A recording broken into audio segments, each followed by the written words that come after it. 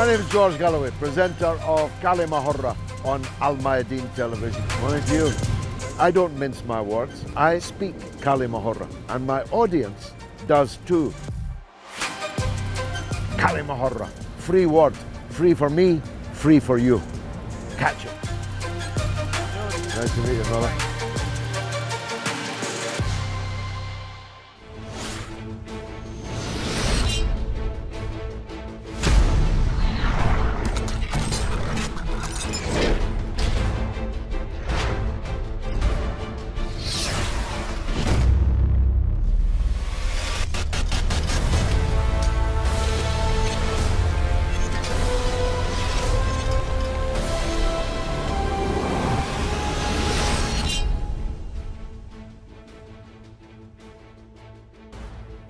Welcome to كلمة with me, George Galloway, coming to you from London, but discussing far away Brazil. How big is Brazil?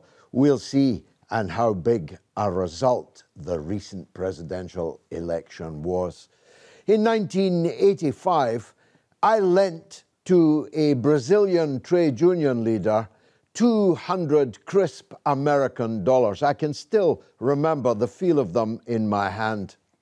Recently, that trade union leader repaid me in full with a smashing victory, coming back from the prison cell to the presidential house. Yes, that's right, Lula da Silva, the leader of the Workers' Party of Brazil, has fully repaid his debt to the people of Brazil because they stuck by him when the junta of Bolsonaro put him behind bars unjustly and with the tacit support of the United States of America.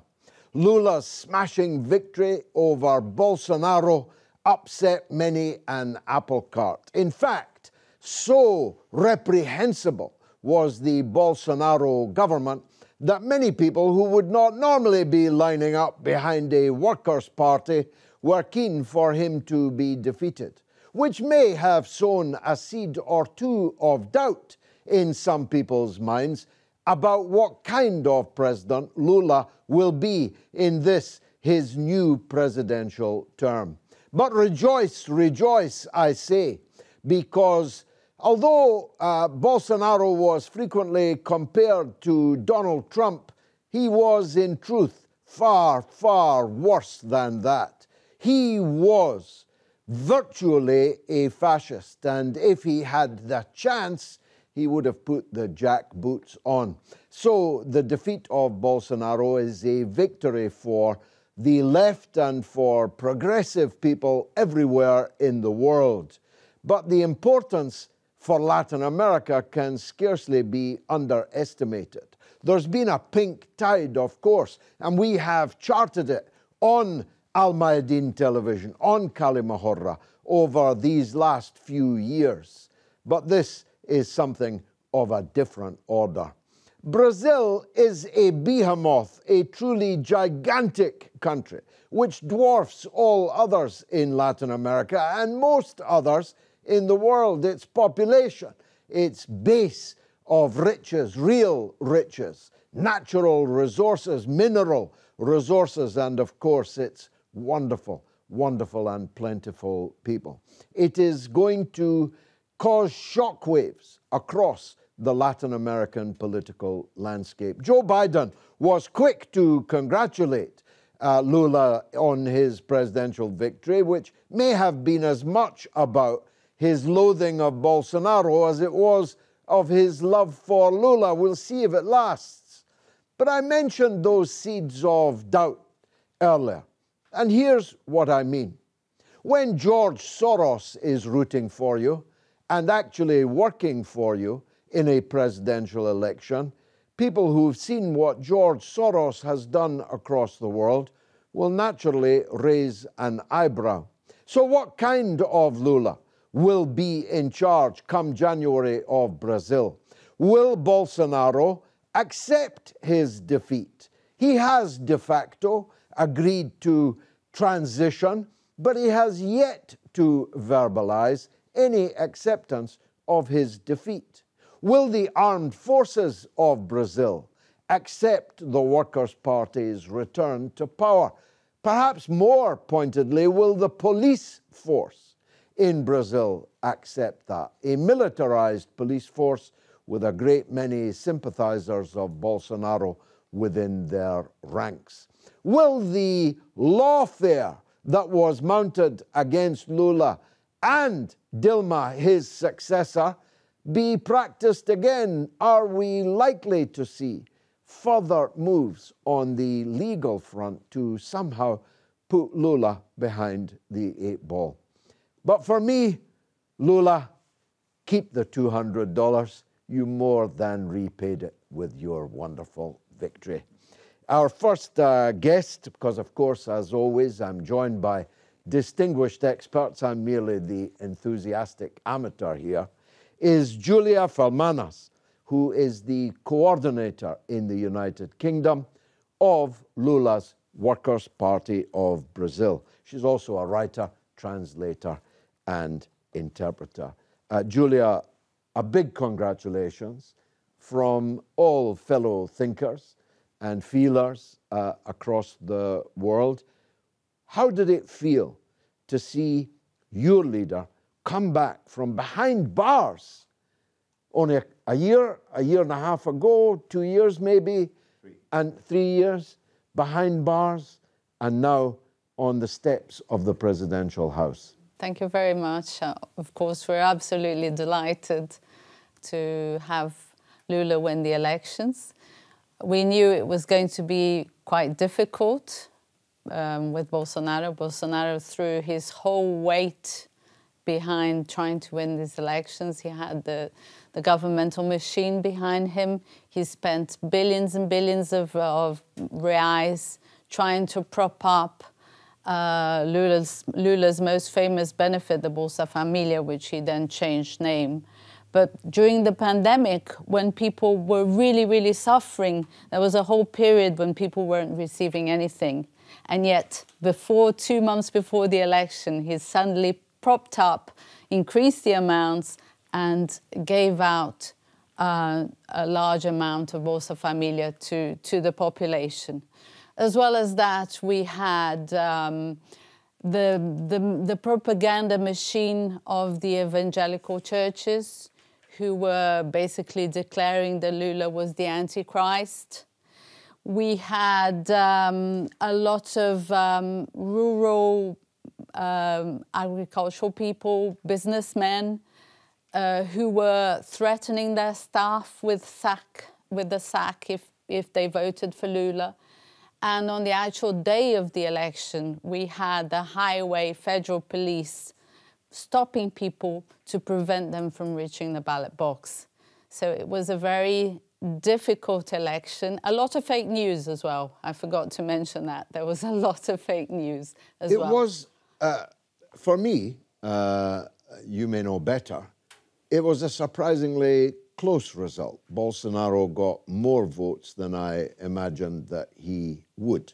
Is that how you saw it? That's exactly why, in a way, Lula was expected to win in the first round. It was 50-50. I think the polls were pretty much right in what they had to say.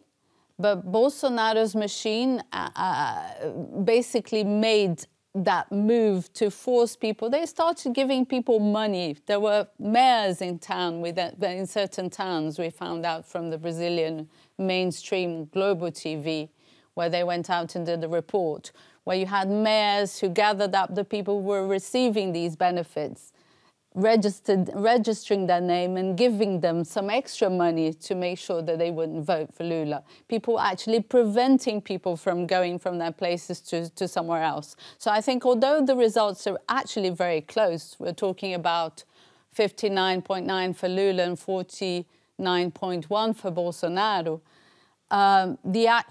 he has a lot more goodwill in society. I think the actual population of Brazil, there is a majority of the population of Brazil that is bigger than the actual electoral count that will be on Lula's side. Calvin Tucker, you're an expert on elections, recently again an observer at the Venezuelan elections, campaign manager for the Morning Star newspaper.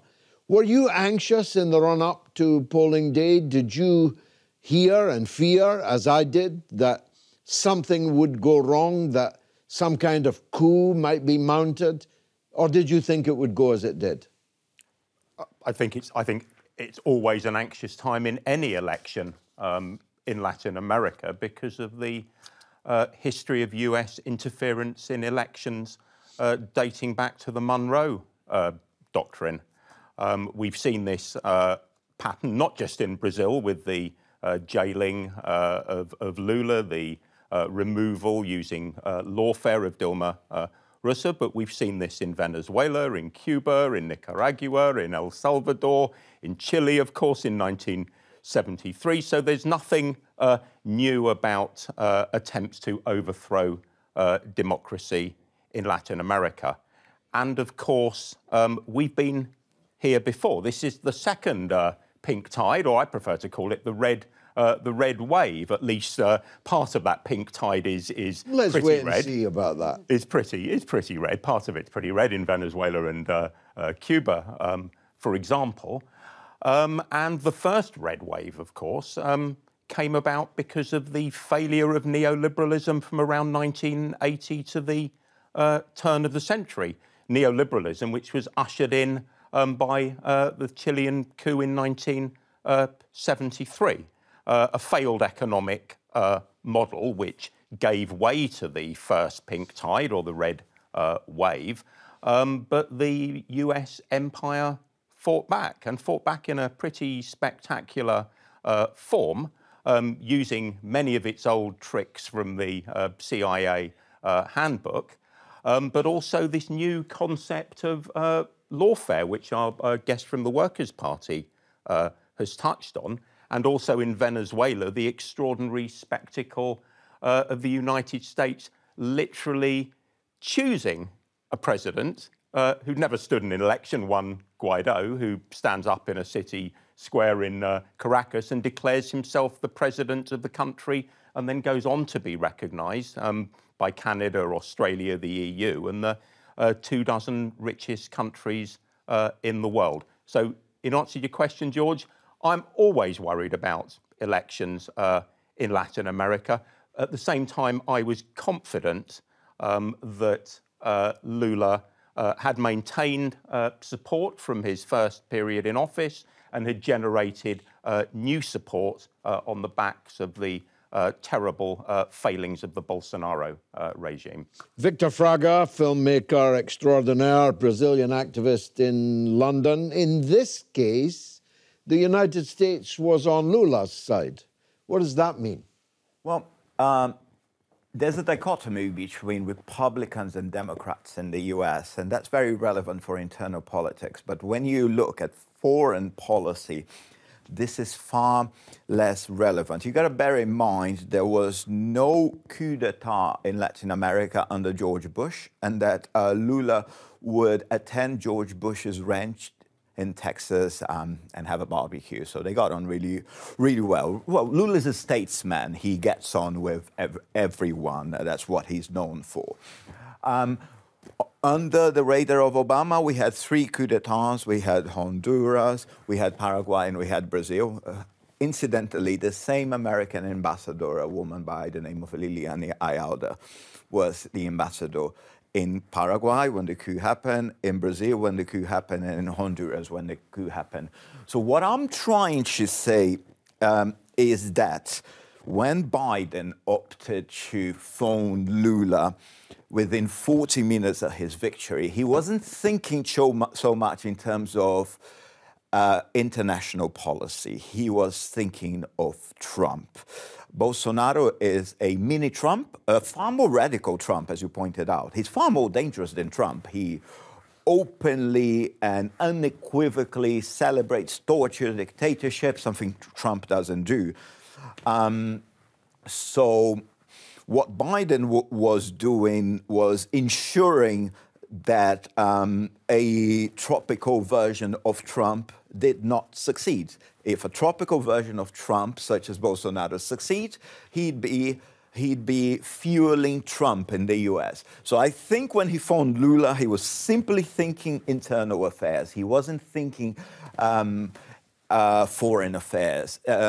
In the US, both Democrats and Republicans have been equally destructive to Latin America. The Monroe Doctrine is 200 years just next year.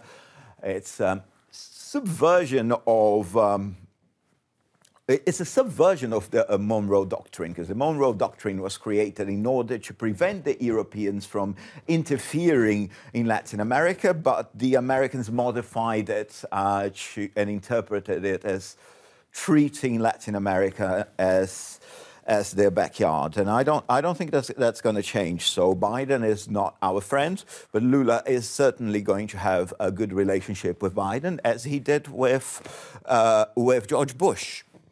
Let's cross to Latin America, to Chile, in fact, part of the pink tide that Calvin Tucker was talking about. Hector Rios is a Chilean social scientist and from the Institute of Social Research at the University College of London. Hector, welcome to the show. Hector, after now a swathe of left-wing victories from Mexico down to Brazil and Chile, are the region's politics about to fundamentally change in years to come? Yes, I think we are seeing Latin America how it's usually described like a second wave of pink-tide governments, or as I prefer, as a second wave of progressive governments. And there is a couple of key points to understand. So the first one is this wave came from the defeat and crisis of the right-wing governments. So unlike the first wave, when you saw a massive wave of protest, demonstration, and uprising in different countries, that was the beginning and the driving force of the first wave of progressive government. In the second is more about economic and political crisis, and there is not the same level of strength and cohesion in social forces behind government. So one of the cards that these progressive governments are playing is the card of economic and political stability, more than change. So that means that the progressive agendas are still on the table, and this government going to push for changes in Latin America as a region and also as different in their different countries, but they are not as radical as they were in the first wave of the progressive government. So we're expecting a little bit more conservative stand because they have a weaker position within national politics, and they have a more complex relationship with social movements. Given the narrowness of the majority and the constant doubt being thrown on the result by Bolsonaro's supporters, will this result hold, do you think? I think we can expect some political unrest from social movements that might find that the agenda of government is not good enough. But also we may find a huge pressure of reactionary forces behind Bolsonaro movements against the government. It's something that we already saw after the elections. Although Bolsonaro recognized the victory of Lula in Brazil, you saw different kind of grassroots movements related to Bolsonaro confronting and denying the result of the election. That is a similar kind of pattern that we saw, for example, in the case of Trump in the US. And it seems like it is a common strategy of far right-wing populist forces around the world of denying the democratic election, that put pressure on elected governments and try to block within institution, but also outside institution, any effort of transformation and agenda. So I think there will be a lot of opposition on the street, on parliament, to the agenda imposed by Bolsonaro. I think Lula is a really well-experienced politician. He's aware of this. So he was, since the beginning, trying to build a broader coalition to beat Bolsonaro in the election. hopefully that coalition will remain relatively stable over time and will manage the capacity to control this uprising. Also, we need to be aware of different kind of lawfare against the government of Lula, as happened, for example, with the case of Dilma Rousseff at the beginning of 2010, when the attack came from the street, but also came from organized legal attacks on the legitimacy of government. Lula was victim of those attacks, of course, during 2010. He was in prison, so he's perfectly aware of all these tactical strategies. Probably the new one is the important role of grassroots movements around the far right-wing parties from the side of Bolsonaro. That is something to see how the government, how the left will cope with these movements. That was a card of changing the game in the case of the US. So we need to see how that forces are occupied in the case of Brazil. As a Latin American citizen, as you are, how do you see this comeback by Lula in Brazil's relations with the rest of Latin America and perhaps particularly Venezuela and Cuba? Lula, well, first, Brazil play the major role in Latin American politics, so is the major global player. So the position that Brazil takes in the international context will, of course, be a point of reference for the rest of the government. Lula itself is an important and historical leader of the left in the region and worldwide, so also we probably concede a lot of attention. There will be no questions about a strong connection between Mexico, Brazil, Colombia, and Brazil, and of course, between Bolivia and Brazil, mainly because they share similar agendas and because they have been long-time allies during the first wave of progressive government. So that is expected to happen. However, I think there is important dilemmas, particularly with the new left from Chile.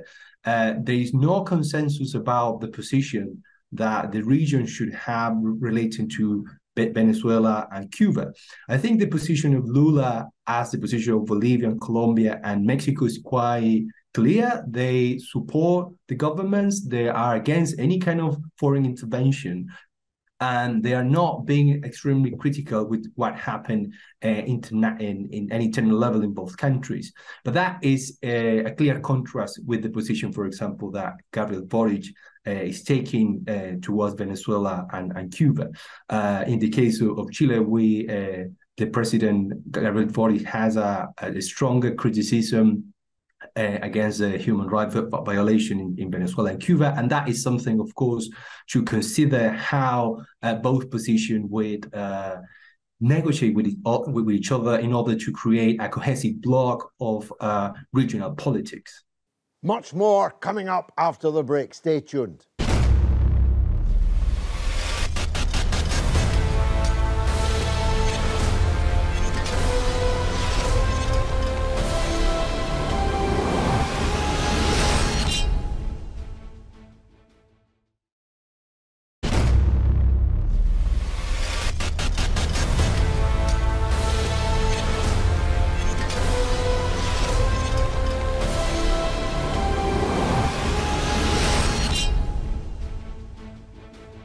You're watching كلمة with me, George Galloway, on Mayadeen television, coming from London, talking about Brazil. Julia, you're the UK coordinator of Lula's party. You know his thought, you know his development. How has he, if at all, changed? How did prison time change him? How did the current political developments change him? How did the narrowness of the election victory change him? In other words, what kind of Lula can we look forward to in January? We have perhaps two sides to the same story. Basically, Lula is a much more mature and experienced person. He went through prison. He saw a lot of people that he negotiated with and tried to make a government with turn their backs on him and on his the Workers' Party and Dilma Rousseff, our president, put him in prison, and he was for a short time a pariah within Brazil and Brazilian politics. So Lula is very, very much aware of the people that he is dealing with. He's also said a number of times, and I truly believe him, that he has, if he's come back into Brazilian politics, he hasn't come back just to do what he did before. He's come back to do more, okay? So he is much more aware. He wants to do the social policies that he brought along during his first governments. And he's also a far more, let's say, open. He spent 580 days in prison, mainly reading. And he did a lot of reading and a lot of learning. So, for example, for him now, the environment is something very important. He's very, very much aware of, not that he wasn't before, but he's more sure about the ethnic lines of the Brazilian population, i.e. about the needs and necessities of Black people and of Black people representing themselves as well. So he's going to be a Lula that's far more radical in certain ways. However, as we have seen, he is also a Lula that is coming into a Brazil that has been almost decimated by Bolsonaro. And he's also having to ally himself with all these people that put him in prison, basically. So that will mean that he will have to be a lot less radical in the types of policies that he is going to put forward because of the alliances he's going to have to make. So we will have to see how far Lula will be able to be himself and achieve the things that he wants to do, which is a far more radical Brazil, or whether he's going to be prevented because of the broad alliance that he had to make. One of the things I would like to say, however, is that the environmental agenda is very important. And that is probably something that his allies will also be on his side. So I think that and foreign policy is another thing. And foreign policy will be very much based on the environment as well. Foreign policy will be something that will be like, almost like a protection for him to be able to be slightly more radical within the country. Let's go to Oslo. Adam Souza is president of the social organization SEJA, which provides financial support and professional development in places like Rio de Janeiro. Adams, welcome to the show. You're welcome. It's a pleasure to be here. Adams, now that Brazil is added to the long list now of left-wing victories in recent elections, should we expect a big change now in Latin America?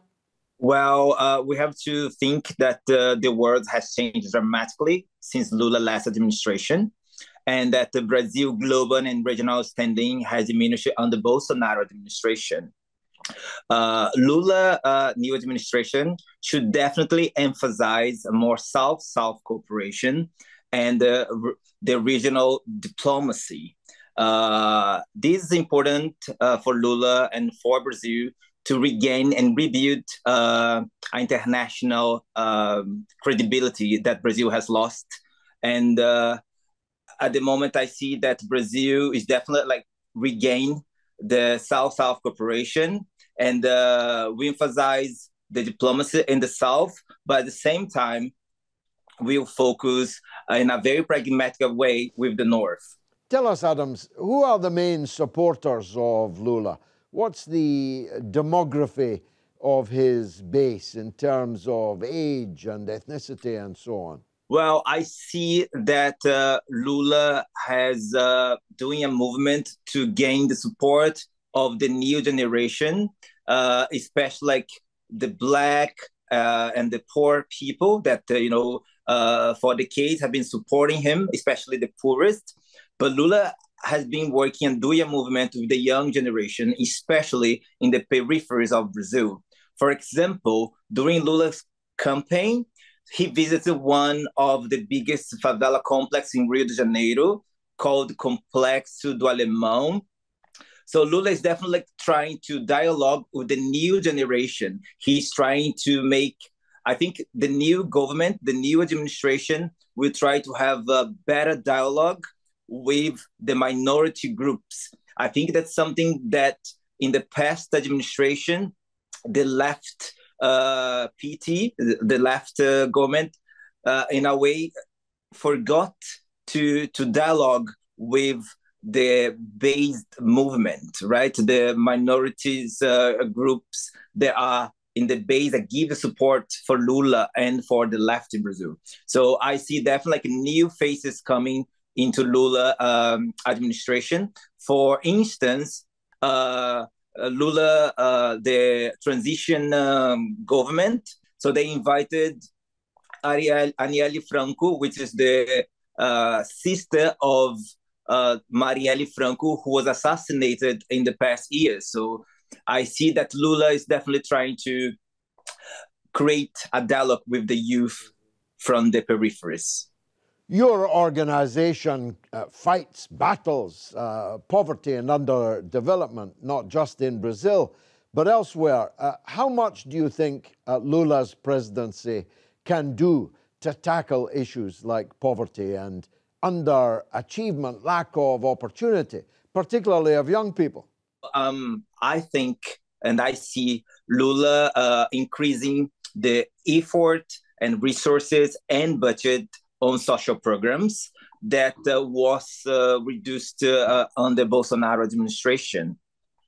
Poverty has increased in Brazil in the past years, and this has happened for several crises domestically, but also in the world, internationally. And the COVID-19 pandemic has contributed to poverty increase and food insecurity increase in Brazil. At this time, about 41% of Brazilians are experiencing and facing food insecurity. And I see Lula and new administration working with the youth and getting the poorest back as a priority into his agenda. Look, Brazil is a big and important country. It can't cut itself off from the rest of the world, a world that is riven with conflict, not just the obvious NATO-Russia confrontation over the body of Ukraine, but in the Middle East and many other places. How much of a distraction will that be for Lula? Will he be able to focus on the domestic, or will he be pulled into international affairs? Yeah, Lula, new administration starting January next year, have many challenges ahead. The world that is coming, it's a very different world from Lula past administration. We have regional problems in Latin America and South America, and we have problems in Europe. We have the war in Ukraine, and Lula will need to balance. Lula will need to balance and regain credibility in the region, but also try to build Brazil credibility abroad. So this is not an easy task. Lula would definitely need to focus domestically because there is a movement that really is growing. There is the support of Bolsonaro, we call Bolsonarists, that since Lula was elected, they are doing strikes in Brazil, they are doing anti-democratic demonstrations.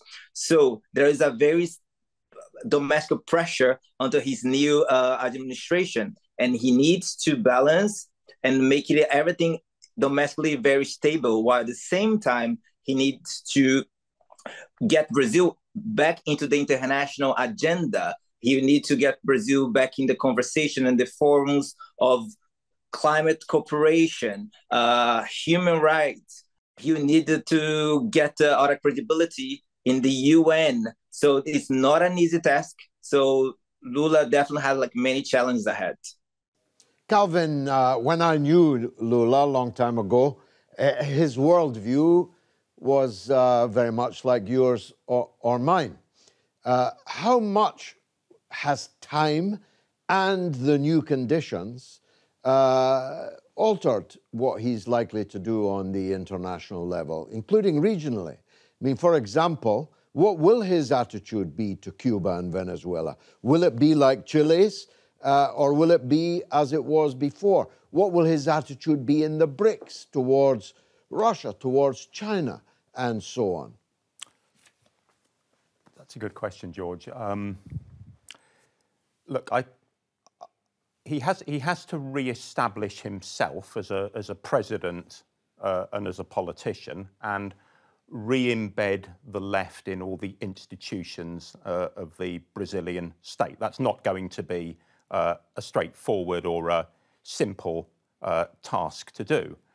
And he came back into power on the basis of a set of alliances, some of which are with his political opponents or former opponents, and some of those individuals and institutions are pretty unsavoury. So, like all presidents, he begins with the cards he's got in his hands, not the cards he might prefer to have. I think in terms of his domestic power, it will depend to a large extent on the mass movement that backs him.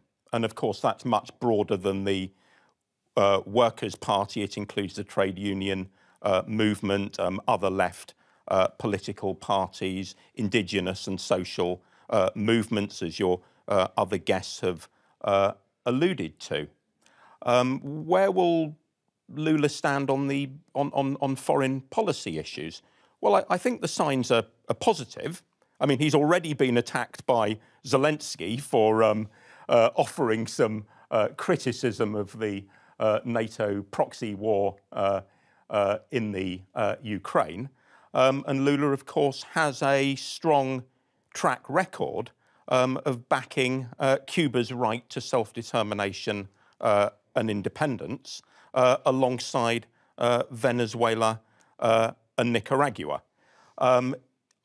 I don't expect to see a sort of Lula the firebrand suddenly emerge on the world stage like a sort of reincarnation of Hugo Chavez or anything like that. But his behind-the-scenes diplomacy, I would expect, on foreign affairs to be definitely on the progressive, the redder side of the pink tide. Redder side of pink. What do you think, Victor? Firebrand or damp squib? Well, neither. Lula, he's boasting. He's just been boasting in the past few days that he's been invited to meet many world leaders in Egypt for COP27. He boasts that both Zelensky and Putin approached him. And so many other leaders, Biden and others, have requested to meet him. So Brazil did have a very solid relationship with Cuba. Brazil had a program called Mais Médicos, which enabled 40,000 Cuban doctors to work in Brazil. But Lula has had, Lula's a statesman. Lula is incredibly magnanimous, and he has learned how to walk among the serpents. So he has a good relationship with both the US and virtually all American nations or all Latin American nations. I don't see that changing. I do agree with Julia when she says that the environment is going to become far more prominent than in the past. The Workers' Party was widely criticized in the past for not paying enough attention to the environmental agenda. A woman called Marina da Silva, who was Lula's minister, she stepped out. Now she's probably going to become once again the environmental minister. She's a woman. She is an indigenous woman, an incredibly intelligent woman. And the fact that she might return to the environmental minister is a huge sign. It's a sign that she believes Lula is prepared to go further than what he has done in the past. Otherwise, she wouldn't even consider. There hasn't been a formal invitation, but she is the most likely person to become our environmental minister again. In the past, she stepped down because she thought Lula wasn't doing enough. So again, I think that's very solid evidence that Lula is going to do a lot more for the environment, and that's going to win him a lot of friends across the world. I mean, including the U.S., because Biden is, of course, far more moderate than Trump, and he's not a denialist. He's not an obscurantist. He is embracing the green agenda, isn't he? So.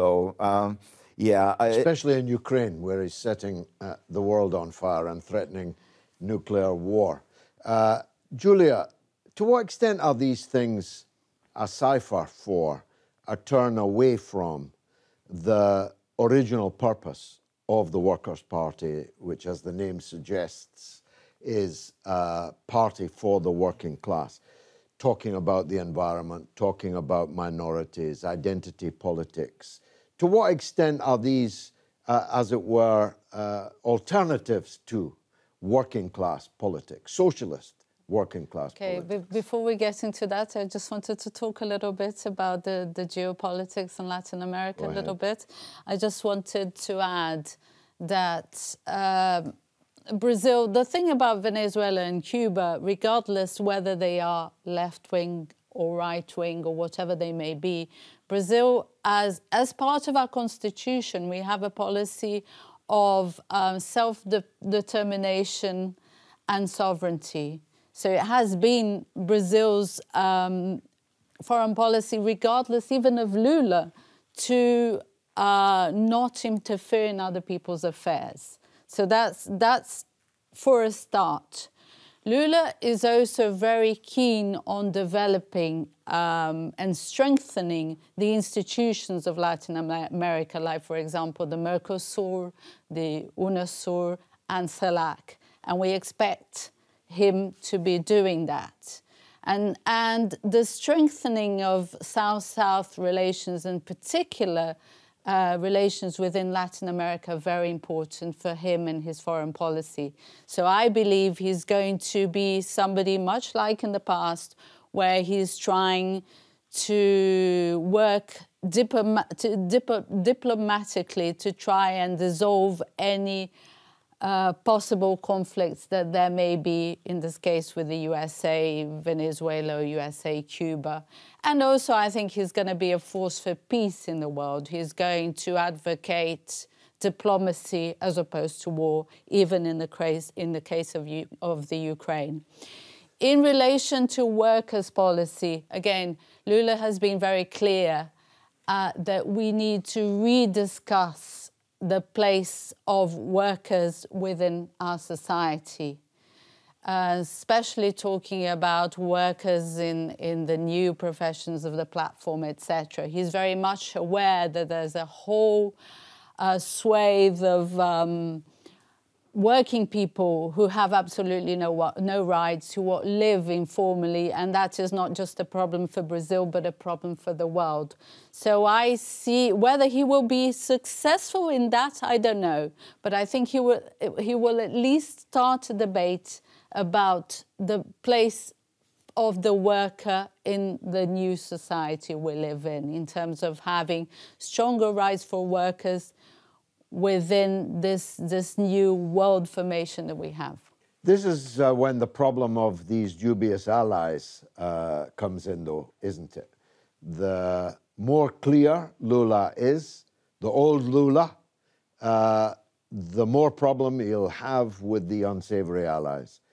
The more he tries to please the unsavory allies, the risk of disillusioning those who are hoping for the old Lula grows. Isn't that correct? Yes, it is correct. But we just had a little taste of it right now, to be honest, because Lula just made a speech, I think a couple of days ago, where he mentioned, like he mentioned in a lot of his speeches all the time, about how terrible is the poverty in Brazil, and he actually cried about the number of people who were living underneath the poverty line and actually being hungry. And suddenly that sparked off a fear of the so-called market, and the market didn't like his speech, and could Lula make sure that he wasn't going to do that, and how they'd been tricked by Lula, that they didn't expect Lula to behave like this.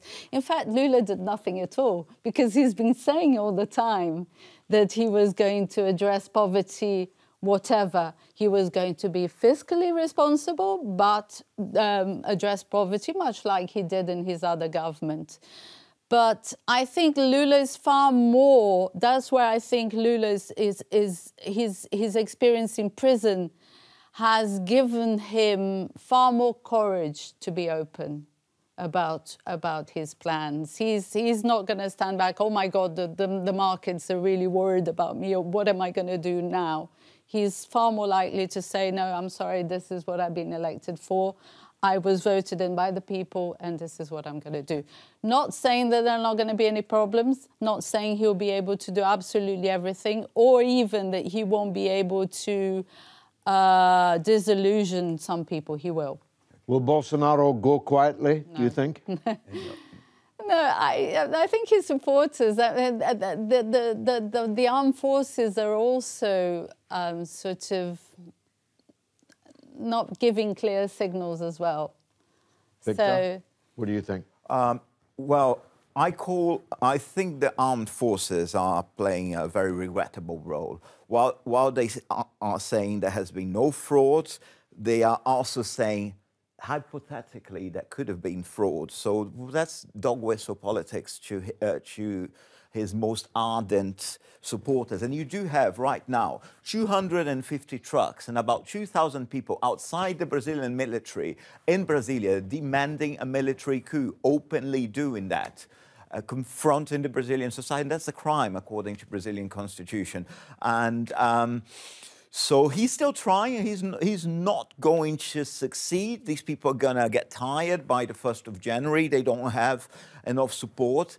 But the military have been purposely ambiguous. So they are saying that we have to respect the results. However, something may have gone wrong. Coup or no coup, Julia? I don't think he's got enough strength for a coup, but it's going to, you know, they haven't gone there, basically. But they haven't gone away, you know. They never do. The enemy never sleeps. As far as I'm concerned, it's the best $200 I ever spent. Go Lula, El Presidente. Thanks for watching. Kali Mahora with me, George Galloway.